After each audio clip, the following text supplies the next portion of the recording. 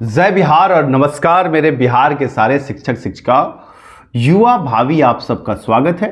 जैसा कि मैंने आप सबको कल वादा किया था कि नोटिफिकेशन की देरी को लेकर के या फिर तमाम जो चीज़ें हैं बिहार शिक्षक बहाली की, उसको लेकर के सरकार का क्या पक्ष है, बीपीएससी का क्या पक्ष है और ये प्रक्रिया क्या टाइम से होने वाली है या फिर लेट होने वाली है कोर्ट और तमाम चीज़ों की वजह से, इसको लेकर के सरकार क्या सोचती है, पक्ष क्या सोचता है, गवर्नमेंट बीपीएससी का क्या सोच है, इसके बारे में मैं आपको जानकारी दूंगा। और मैंने आपको कहा था कि मेरी बात अभी हो नहीं पाई है, जैसे ही बात होगी मैं आपको कल अपडेट दूंगा। तो फाइनली मैं आ गया हूं। आज मेरी बीपीएससी के तमाम अधिकारियों से बात हुई, सक्षम अधिकारियों से, और उसके बाद आप लोगों को एक और चीज़ देखने को मिली होगी। ये जो है बीपीएससी के चेयरमैन अतुल प्रसाद सर का एक ट्वीट है, इसके बारे में इसका एक सीरियस पॉइंट ये है, I can understand the impatience and apprehension of the TRS candidates.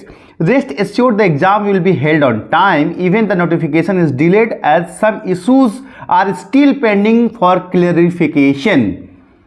So it will be better to focus on study. इसका जो की पॉइंट है ना वो ये है कि even if notification is delayed as some issues are still pending for clarification.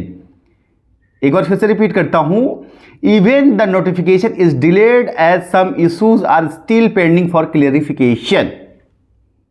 मतलब यह है कि अभी भी जो है कुछ चीजें जो हैं वो क्लियरिफाई नहीं हो पाई हैं, इसकी वजह से आपको नोटिफिकेशन दे जाएगा। और कौन कौन से ऐसे इशू हो सकते हैं जिसको लेकर के मैंने आप लोगों को पहले भी थोड़ा सा बताया है, अगर आप लोग रेगुलर व्यूअर हैं तो आज मैं उन इशूज के बारे में भी बात करूंगा, क्या क्या इशूज हैं जिसकी वजह से आपका नोटिफिकेशन लेट हो रहा है। और इसके बावजूद सरकार जो है वो एग्जाम्स को लेकर के क्या सोच रही है कि ये कोर्ट केस वगैरह के बाद उनको क्या कम्प्लीमेंट्री देना है, किस तरह का स्टैंड लेना है और एग्जाम्स कब तक वो कंडक्ट कराएंगे और तमाम चीजें जो हैं जिसको लेकर के आप लोग कंफ्यूजन की स्थिति में हैं।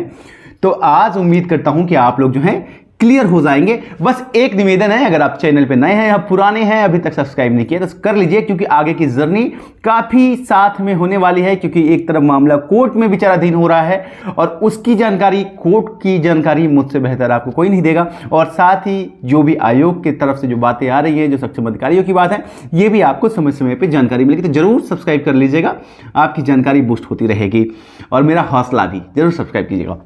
देखिए, इस पे बात करेंगे आज, इस पहलू को बड़े तगड़े तरीके से कवर करेंगे। लेकिन इससे पहले मैं आप लोगों को आज कहीं और लेके जाना चाहता हूं, 2 मिनट के लिए, 1 मिनट के लिए। और अगर आप यहां से अगर आप वहां बोर हो रहे हैं ना तो आप बेवकूफ़ हैं।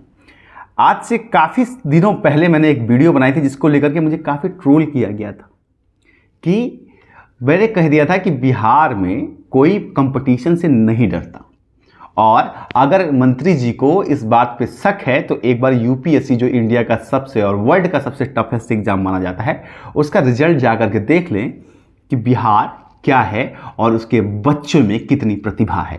और इस प्रतिभा को पुष्ट करने के लिए इस बार भी बिहार का रिजल्ट देखिए, पिछली बार टॉपर 1, रैंक 1, इस बार रैंक 2, गरिमा लोहिया।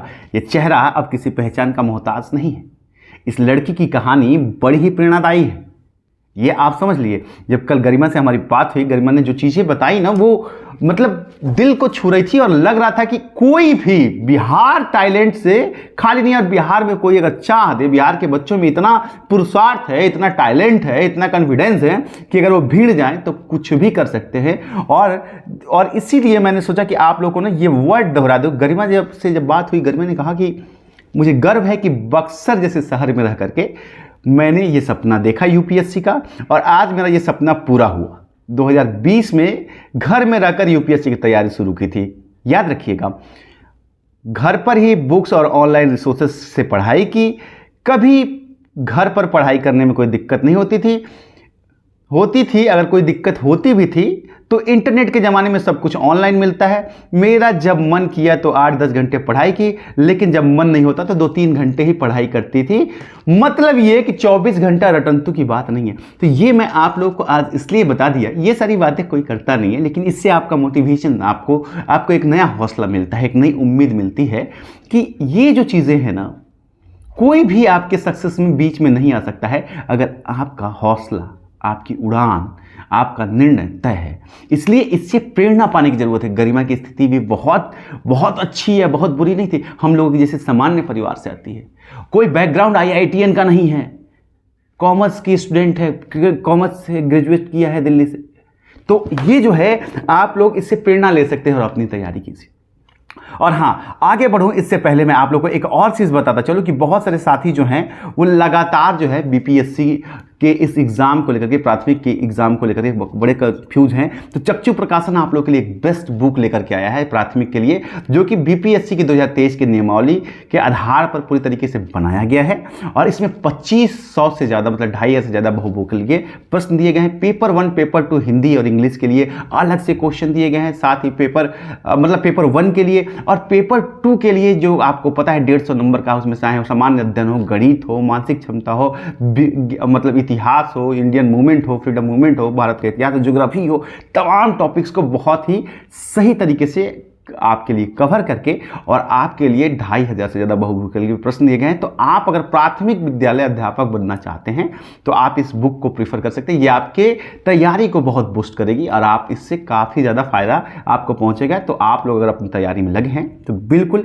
अपनी तैयारी को धार दीजिए और चक्षु प्रकाशन की ये किताब की लिंक्स मैं आपको डिस्क्रिप्शन में दे दूंगा, वहाँ से आप इसे परचेज कर सकते हैं।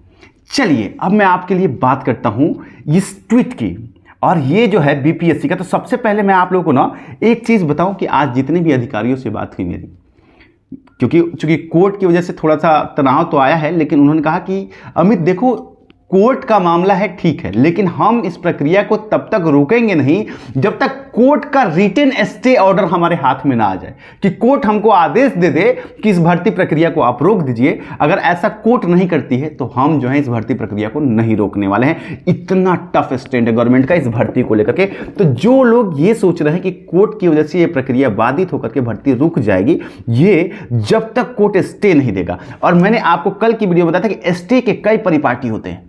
कई बार जो है सरकार, कई बार जो है ऑनरेबल कोर्ट जो है स्टे न देकर के भर्ती प्रक्रिया को अपने अधीन रखती है और सरकार को छूट देती है कि वो अपनी प्रक्रिया को आगे बढ़ाए। और यहां भी इस मामले में भी सरकार अपनी तरफ से सारी तैयारियां कर रही है। उनके वकील जो है इन सारी चीजों को पहली बार ऐसा देख रहा हूं कि बिना नोटिस के जो है जो सरकार की जो लीगल टीम है वो एक्टिव है इस मामले को लेकर के। तो इससे आप ये समझ लीजिए कि आपके एग्जाम्स को लेकर के सरकार क्लियर है कि वो टाइम पे कराएगी। अब जो आती है ये ट्वीट जिसमें ये लिखा गया है कि if notification is delayed, even if notification is delayed as some issues are still pending for clarification। ये क्या है कि अब तो नॉर्मली आ गई, सारी चीजें क्लियर हो गई हैं, फिर भी जो है इसमें क्लियरिफिकेशन क्या होता है। देखिए ये मैं आपको बताता हूं, 2-3 चीजें हैं जो मैं आपको लगातार बोल रहा हूं। पहली बात तो ये है कि नियमावली नियोजन वाली आज तक डिस्पोज ऑफ नहीं हुई है और वो हो भी नहीं सकती है कि क्योंकि उसी नियमावली से नियोजित शिक्षकों की भर्ती हुई है, उसी से वो नौकरी कर रहे हैं और नियोजित के पद खत्म तो किए नहीं जा रहे हैं। अगर वो नियमावली खत्म होती है तो नियोजित के सारे शिक्षक खत्म हो जाएंगे। तो एक मामला ये है जिसको लेकर के निष्कर्ष लेना है। दूसरी चीज़ ये है कि 6 to 8 के पद जो है वो सही तरीके से नहीं आए और वो राइट टू एजुकेशन का उल्लंघन कर रहे हैं अगर उन पदों पर भर्ती नहीं होती है, और उसको प्रमोशन से भरना है कि नहीं भरना है ऐसा कोई स्टेटमेंट इन लोगों ने दिया नहीं है। और ये भी अभी क्लैरिफिकेशन का विषय है, इसके ऊपर भी चर्चा चल रही है।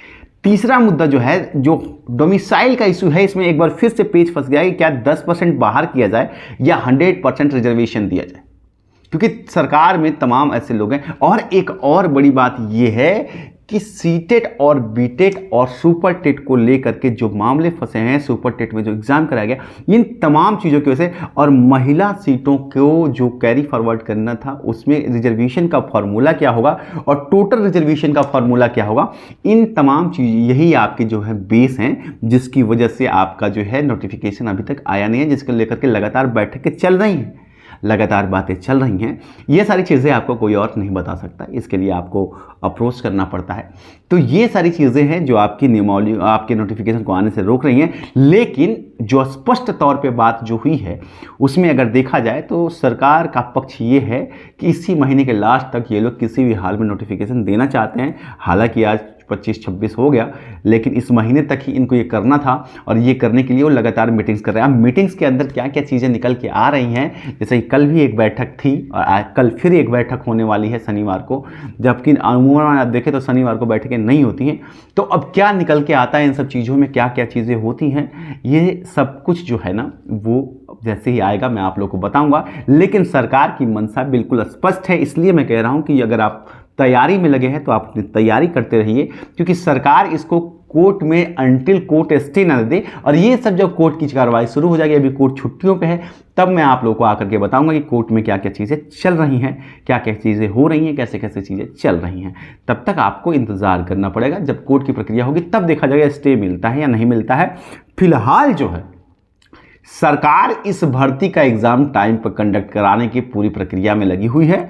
आपकी पेपर कमेटी तमाम चीज़ें जो हैं आपको पता है कि चलनी शुरू हो गई हैं, और नोटिफिकेशन के जैसे ही ये मुद्दे सुलझ जाएंगे वैसे ही आपका नोटिफिकेशन आ जाएगा। इसलिए आप अपनी तैयारी को मत रोकिए, सरकार एग्जाम के पक्ष में पूरा मूड बना के बैठी हुई है और उनके वकील इस पक्ष में पूरी तैयारी करके बैठे हैं। और इसमें अगर एक पक्ष एक समझ भी लीजिएगा, अगर नियोजित को बाहर किया भी जाता है फिर भी नए शिक्षकों को एग्जाम के लिए तैयार रहना चाहिए। तो ये थी सारी जानकारी। उम्मीद करता हूं आपको आज काफ़ी सारा क्लियरिफिकेशन मिला होगा। और गरिमा जी से, गरिमा लोहिया से आप भी थोड़ा सा अपने आप को मोटिवेट कीजिए और ये सोचिए कि आप भी कुछ कर सकते हैं। Man can do when he want. मनुष्य हर वो चीज़ कर सकता है जो वो चाहता है। चलिए मिलता हूं, प्रणाम।